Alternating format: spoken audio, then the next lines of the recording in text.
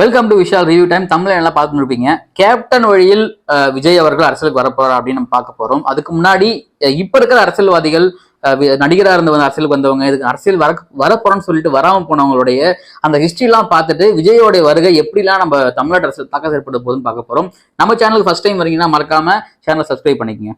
Okay, captain வழியில் விஜயகாந்த் ஏன் அப்படின்னு சொல்றோம் அப்படின்னா, விஜயகாந்த் அவர்கள் 2006 எலெக்ஷன்ல போட்டியிடும் பொழுது விருதாச்சலம் தொகுதியில எம்எல்ஏ தேர்ந்தெடுக்கப்பட்டார். அதுக்கு முன்னாடி அவர் அரசியலுக்கு வரப்போறேன் அப்படின்னு தெரிஞ்ச உடனே அவர் கட்சி கொடிகளை நிறைய படங்கள்ல அவர் யூஸ் பண்ண ஆரம்பிச்சாரு. அது மட்டும் இல்லாம புரட்சிகரமான நிறைய படங்கள் நடிக்க ஆரம்பிச்சார். அதாவது தமிழ்நாட்டு அரசியல்ல நேரடியாகவோ மறைமுகவோ தாக்கி, அது மட்டும் இல்லாம பேசும் பொழுதும் அந்த அரசியல் சரியில்லை, கொள்ளையடிக்கிறாங்க, எல்லாமே ஊழல் அதிகமா இருக்கு அப்படின்னு அந்த பேச்சிலே டைரக்டா நிறைய அவர் அட்டாக் பண்ண ஆரம்பிச்சாரு. அது மட்டும் இல்லாம தன்னுடைய ரசிகர் படத்தை அந்த பலத்தை ஸ்ட்ராங் பண்ணிட்டே இருந்தார். ரசிகர் மன்றத்தை வார்டு உறுப்பினர், பூத் கமிட்டி அமைக்கிறது அப்படின்னு அந்த செயல்பாடுகள்ல ஒரு பெரிய கட்டமைச்சு அவர் களம் கண்ட முதல் சட்டமன்ற தொகுதி எலெக்ஷன்ல பாத்தீங்கன்னா தனிச்சு போட்டியிட்டு 10% கிட்டத்தட்ட அவருடைய அந்த வாக்கு சதவீதம் வந்தது. அதுல அவர் தனித்து போட்டியிட்டு விருதாச்சலம் தொகுதியில பாமகவுடைய பெரிய பெல்ட், அது அங்க பாமக தான் பெரிய பெரிய ஸ்ட்ராங்கான ஒரு கட்சி. அந்த இடத்துல போட்டியிட்டு ஒரு எம்எல்ஏவா தேர்ந்தெடுக்கப்பட்டார் திரு விஜயகாந்த் அவர்கள். அதுக்கப்புறம் 2011 அவருக்கு என்ன நடந்துச்சு, 2016 அவருக்கு என்ன நடந்துச்சுன்னு அப்ப நமக்கு வருஷங்களா தெரியும். 2011 அவர் ஏடிஎம்கே கூட அமைச்ச கூட்டணி, அதுக்கப்புறம் அவருக்கும் ஏடிஎம்கேவுக்கும் நடந்த அந்த ஒரு சில சண்டைகள், மீடியா அவர் எப்படி அவரை இது பண்ணாங்க, மக்கள் அவர் எப்படி ட்ரோல் பண்ணாங்க, மக்கள் ட்ரோல் பண்ணதால நடந்த விஷயங்கள், அவருடைய அந்த அந்த அவர் பேசுற விஷயத்த அவர் காமனா பேசுற விஷயத்த எடுத்து ஜூம் பண்ணி காமிக்கிறது அப்படின்னு எவ்வளவு ட்ரோல் பண்ண முடியுமோ அவ்வளோ அந்த மீடியா ட்ரோல் பண்ணாங்க. மக்களும் அவரை நிறைய ட்ரோல் பண்ணாங்க. இது எல்லாம் ஏடிஎம்கே அந்த சண்டைக்கு அப்புறம் திட்டமிட்டு செய்யப்பட்ட சதிகள். கூட இருந்த நிறைய பேர் துரோகம் பண்ணிட்டு, கூட இருந்த அவர் கூட நம்பி இருந்த நண்பர்கள், அந்த கட்சியில இருந்த எம்எல்ஏக்கள் எல்லாருமே திரு விஜயகாந்த் அவர்களுக்கு துரோகம் பண்ணிட்டு அந்த கட்சி விட்டு போனதுக்கு அப்புறம் உடல் ரீதியாகவும் சரி, மன ரீதியாகவும் சரி, அவர் பயங்கரமான கஷ்டத்தை அனுபவிச்சு நமக்கு 2023 டிசம்பர்ல அவர் இயற்கை. விஜயகாந்த் மாதிரி கட்சியை ஒரு பலப்படுத்தி ஒரு ஆளுமையா இருந்த விஜயகாந்த் அவர்களுக்கே இந்த நிலைமை, துரோகத்தை அவரால் ஏத்துக்க முடியும். திரு விஜய் அவர்கள் கட்சி ஆரம்பிச்சிருக்காரு. அடுத்து இன்னொரு நடிகர் வரும், திரு ரஜினிகாந்த் அவர்கள் 1996 அப்போ பாத்தீங்கன்னா மறைமுகமா, அதாவது டைரக்டா ஒரு கட்சிக்கு சப்போர்ட் பண்ணி, இன்னொரு இன்டைரக்டா ஒரு கட்சியை ஆப்போசிட் பண்ணி, அதாவது நேரடி அரசியலுக்கு வராம ஆனா அரசியல்ல முக்கிய பங்காற்றினார் திரு ரஜினிகாந்த் அவர்கள். நான் அரசியலுக்கு வருவது உறுதி, கண்டிப்பா வருவேன் அப்படின்னு சொன்னாரு.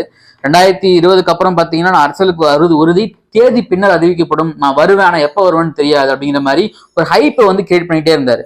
நான் டைரக்டா அவர் பாலிடிக்ஸ்ல என்டர் ஆகலனாலும், பட் அவருடைய இன்ஃபுளுன்ஸ்னால 1996 ஒரு ஆட்சி மாற்றம் நடந்தது, ஒரு அரசியல் மாற்றம் நடந்தது, நல்லதும் தெரியும். பட் அதுக்கப்புறம் அவருடைய அரசியல் வருகை பெரிய இம்பாக்ட் கிரியேட் பண்ணல. ஸ்டில் 2021 எலெக்ஷன் வரைக்கும் அவர் வருவார் நல்லா எதிர்பார்த்திருந்து கடைசியில் ஒரு கட்சி ஆரம்பிக்கணும்னு அவரே அறிவிச்சுட்டு போயிட்டாரு. அவர் அரசியலுக்கு வரல. திரு கமலஹாசன் அவர்கள், அவருடைய ஸ்டாண்ட் என்னவா இருந்துச்சுன்னா, ஆரம்ப காலகட்டங்களில் எனக்கு அரசியல் தெரியாதுங்க, நான் அரசியலுக்கு வரமாட்டேன் அப்படின்னு சொன்னவர். அவருக்கு அந்த முற்போக்கான அரசியல் நிறைய பேசுவார். அவர் அதாவது உலக அரசியலை பத்தி பேசக்கூடியது திரு கமலஹாசன் அவர்கள். அப்படி இருக்கிறவர் பாத்தீங்கன்னா ஒரு கட்டத்துக்கு மேல விஸ்வரூபம் படம் பிரச்சனை ஏற்படும் பொழுது அவர் நான் நாட்டை விட்டே போறேன், இந்த நாட்டில் நான் இருக்க மாட்டேன், நாட்டை விட்டே போறேன் அப்படின்னு சொல்லி ஸ்டேட்மெண்ட் பயங்கரமா கொடுத்தாரு. அப்ப இருந்த ஆட்சியாளர் முதலமைச்சர் ஜெயலலிதா அவர்கள் விஸ்வரூபம் படத்தை வெளியிடக்கூடாது அப்படின்னு ஒரு பெரிய ஸ்ட்ராங்கான ஒரு முடிவுல எடுத்து அந்த டம்ப் பண்ணாங்க. ஏன்னா பெரிய ஒரு சக்தியா ஏற்படுத்துச்சு. அப்ப நிறைய பேர் ஆதரவும் எதிர்ப்பும் தெரிவிச்சாங்க. அப்போ நாட்டை விட்டே போறேன், எங்க நாடு பிடிக்கல அப்படின்னு சொன்னவர், எனக்கு அரசியலே வேணாம்னு சொன்னவர், ஒரு கட்டத்துக்கு மேல நான் மக்கள் நீதி மையம் கட்சியை ஆரம்பிக்கிறேன், அரசியலுக்கு வரேன் அப்படின்னு ஓப்பனா ஸ்டேட்மெண்ட் கொடுத்தாரு. பட் அவர் வந்ததுக்கு அப்புறம் என்ன நடந்துச்சுன்னா, நான் ரைட்டும் கிடையாது, நான் லெஃப்டும் கிடையாது, நான் சென்டர் அப்படின்னு மக்கள் நீதி மையம் அப்படின்னு ஒரு மையம், நான் மையத்தை நான் முன்னெடுக்கிறேன் அப்படின்னு சொன்னாரு. எப்போ மக்கள் ஒன்னு ரைட்டா இருக்கணும், இல்ல லெஃப்டா இருக்கணும், அது என்ன மையம். அப்போ உங்களுடைய கட்சி, நீங்க உங்களுக்கே ஒரு புரிதல் கிடையாது நம்ம எந்த பக்கம் போறோம் அப்படிங்கிறதுல. அப்போ மக்கள் எந்த பக்கம் போவாங்க அப்படின்னு அவரும் ஒரு நாடாளுமன்ற தேர்தல், மக்களவை தேர்தலில் போட்டியிட்டு அவர் பெரிய அளவுக்கு சாதிக்க முடியல. அவருடைய அந்த ஓட்டு சதவீதம் ரொம்ப கம்மியா இருந்துச்சு. அதே மாதிரி அதுக்கப்புறம் நடந்த 2021 நடந்த சட்டமன்ற தேர்தலில் கோவை தொகுதியில போட்டியிட்டு கம்மியான மார்ஜின்ல அவர் தோத்து போனாரு. இப்போ அவருடைய கட்சி ஆக்டிவா இருக்கான்னா அந்த அளவுக்கு ஆக்டிவா இல்லை. மேபி இப்போ வரப்போற எலெக்ஷன்ல அவரு டிஎம்கேயோட கூட்டணி வச்சு கோவை தொகுதியில ஒரு போட்டி ஒரு இடத்துல வெற்றி பெறத்துக்கு, அதுவும் உதயசூரியன் சின்னத்துல போட்டியிடறதுக்கு நிறைய வாய்ப்புகள் இருக்குன்னு சொல்றாங்க. ஸோ இப்படிலாம் முன்னால் இருக்கக்கூடிய, அதாவது அரசியல் தெரிஞ்சு உள்ள வந்தவங்க, கத்துக்கிட்டவங்க, அரசியல் தெரியாம இருந்தவங்க நடிகர்கள் எல்லாமே பார்த்தோம். நம்ம விஜய்கள் எப்படி மாறுபடுறாரு அப்படின்னா, விஜயகாந்த் அவர்கள் எந்த அளவு தன்னுடைய ரசிகர் மன்றத்தை வந்து வலுப்படுத்துறாரோ, கிரவுண்ட் லெவல்ல வலுப்படுத்தினார் அப்படின்னு நம்ம நல்லாவே பார்த்தோம். முதலாக அவர் வந்து தன்னுடைய ஊராட்சி தொகுதியில உள்ளாட்சி தேர்தலில் வந்து அவருடைய போட்டியிட வச்சாரு. போட்டிட்டு வெற்றி பெற வச்சாங்க. அது மட்டும் இல்லாம வெல்ஃபேர் ஆக்டிவிட்டிஸ்ல அவங்க கட்சி அவங்களோட மன்றத்தை சார்ந்தவங்க வந்து அந்த பணியை வந்து பயங்கரமா பண்ணிட்டு இருந்தாங்க. ஒரு பக்கம் விஜய் அரசியலுக்கு அரசியலுக்கு வரப்போறான்னு சொல்லிட்டு இருந்தாங்க. இன்னொரு பக்கம் இல்ல அவர் தன்னுடைய படத்தை ஓட வைக்கிறதுக்காக ஆடியோ லான்ச்ல மட்டும் அரசியல் பேசுவார் விமர்சனம் இருந்துச்சு. அதாவது ஆடியோ லான்ச் அரசியல்வாதி அப்படின்னு பேசிட்டு இருந்தாங்க. ஏன்னா அந்த அவருடைய படம் வரும்பொழுதும் ஒரு ஹைப் கிரியேட் பண்றதுக்கும் தன்னுடைய ரசிகர்களை வந்து ஏமாத்துறதுக்கும் அவர் ஆடியோ லான்ச்ல மட்டும் அரசியல் பேசுவாரு. அவர் அரசியலுக்குலாம் வரமாட்டாரு.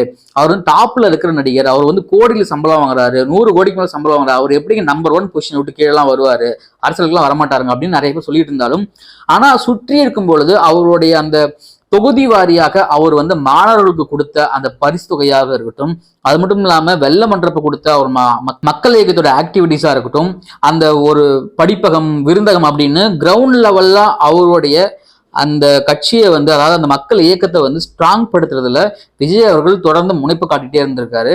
அது மட்டும் இல்லாம அடிக்கடி தன்னுடைய ரசிகர்களை சந்திச்சு, அதாவது மக்கள் மன்ற நிர்வாகிகளை சந்தித்து அதற்கான ஆலோசனையும் வழங்கிட்டு இருக்கு. அதாவது பத்தி நம்ம தனிச்சு நிக்கலாமா, இல்ல எப்ப அரசியலுக்கு வரலாம், அரசியலுக்கு வந்து எந்த மாதிரி ஸ்டாண்ட் எடுக்கலாம் அப்படின்னு அந்த ஆலோசனையை வந்து மையப்படுத்துறாரு. அந்த ஆலோசனை வந்து விரிவாக்குறாரு. எனக்கு தெரிஞ்சு விஜயகாந்த் அவர்கள் ஒரு துரோகத்தால விழுந்தார் இல்லைங்களா, அதே நிலைமை நாளைக்கு விஜய் அவர்களுக்கும் வரலாம். அப்படி துரோகமும் நமக்கு இன்னைக்கு நல்லா பேசுறவங்க நாளைக்கு வந்து நம்மளை எதிர்த்து பேசுவாங்க. இன்னைக்கு வந்து உங்களை தளபதின்னு சொல்றவங்க நாளைக்கு வந்து உங்களை வந்து திட்டுவாங்க. ஸோ அப்படின்னு சினிமா துறையில உங்களுக்கு நிறைய எதிர்ப்புகள் வந்து ஏற்படும். அது மட்டும் இல்லாம கட்சியில இருக்கிற அனைத்து மக்கள் இயக்க நிர்வாகிகளும் விஜய்க்கு வாக்களிப்பாங்களா, விஜய் மன்றத்துல இருப்பாங்களா அப்படின்னு பார்த்தா அதுவும் ஒரு கேள்விக்குறி. நான் ஏற்கனவே சொன்ன மாதிரி நிறைய கட்சியை சேர்ந்தவங்க உங்க மக்கள் மன்றத்துல இருப்பாங்க. அப்படிலாம் இருக்கும் பொழுது விஜயகாந்த் அவர்களுக்கு நடந்த மாதிரி அந்த துரோகம் விஜய்க்கு நடந்தா அவர் எந்த அளவுக்கு அதை ஹேண்டில் பண்ணுவாரு. ஏன்னா நிறைய நடக்கும். இப்ப நம்ம எடுத்த உடனே 2026 அவர் போட்டியிட்ட உடனே முதலமைச்சர் ஆக முடியாது. 2026 போட்டியிட்டாருன்னா மேபி விஜயகாந்த் அவர்கள் ஒரு தொகுதியில் எம்எல்ஏ ஆன மாதிரி இவர் தொகுதியில் எம்எல்ஏ ஆகிறதுக்கு நிறைய வாய்ப்புகள் இருக்கு. ஆனா 2026 அப்புறம் அவர் என்ன ஸ்டாண்ட் எடுக்க போறாரு, 2026 அப்புறம் தனிச்சு நிக்க போறாரா இல்ல கூட்டணிக்கு போக போறாரா நிறைய கேள்விகள் வருது.